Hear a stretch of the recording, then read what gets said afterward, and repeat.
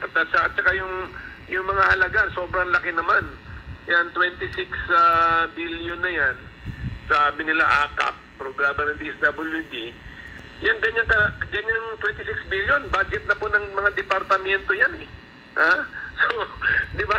Tapos isang programa lang sa DSWD na ginawa, na ilinabas yung idea sa isang weekend o isang linggo o isang weekend. So, medyo malabo kung ganyan ang budget process natin dito sa Pilipinas. Malabong-malabo po yan. Hindi tayo tatagal, hindi tayo magkakagulo. Senator Coco, in the past ba nangyayari na yung mga insertion na yan na biglaan?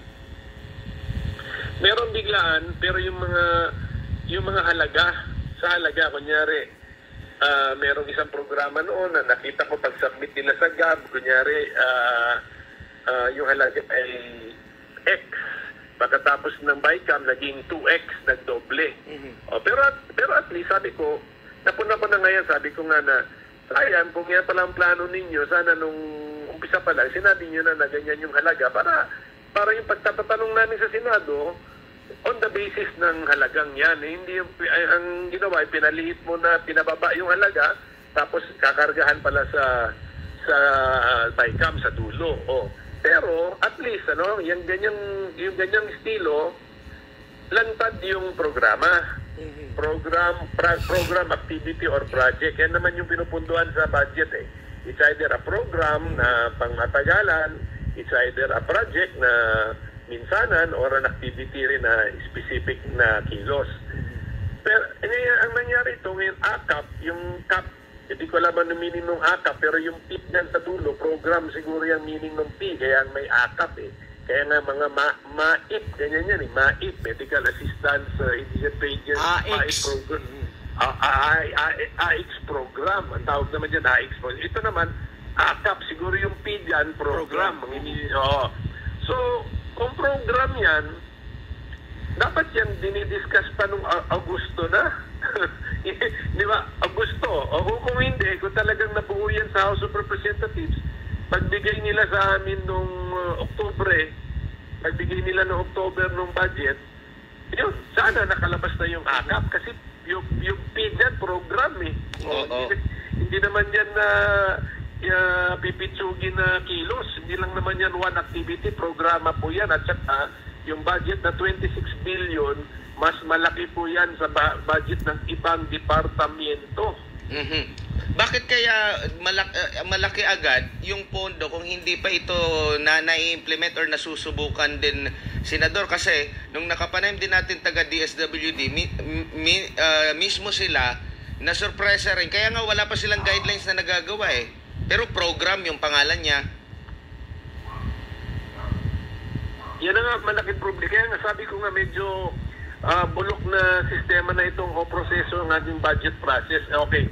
Tama-tama nga itong programa ninyo at least nakafocus kayo sa budget kasi Pebrero ng kada taon nag-uumpisa ang budget process. Diyan yan sa executive branch, ang tawag nila dyan budget call. Ibig sabihin nun, mananawagan na ang DBM, yung mga budget ninyo, lahat ng ahensya ng gobyerno, submit nyo na sa amin. Yun. So ano ba yung programs ninyo, projects ninyo, activities ninyo na gusto ninyong mapandingan sa 2025 or sa susunod na taon, Pebrero pa lang, sinasubmit na yan. Kasi kailangan din ng DBM ng panahon na dadaanan. So, imagine mo, ginamit ko na lang Augusto eh. Kung talagang naisipan yan ng miyembro ng House or ng buong House of Representatives, dapat nung Agosto or nung Oktubre, nung sinabit na nila yung GAP sa Senado, dapat nakalabas na po yung ganyang kalaking, ganyang kabigat na programa. Okay, ano naman ang epekto nito sa atin? Tandaan niyo mga kababayan na yung budget na yan ang nagiging basis ng pag-uutang natin. Kasi nga ang linalaan natin na gastusin, ang pinaplano natin na gastusin ay sobra o lampas sa plano nating kita, sa projection natin na kita na bilang isang bansa. Ito lang yung kita natin, ito yung plano nating gastusin, negative tayo, therefore anong solusyon natin? Tax or utang.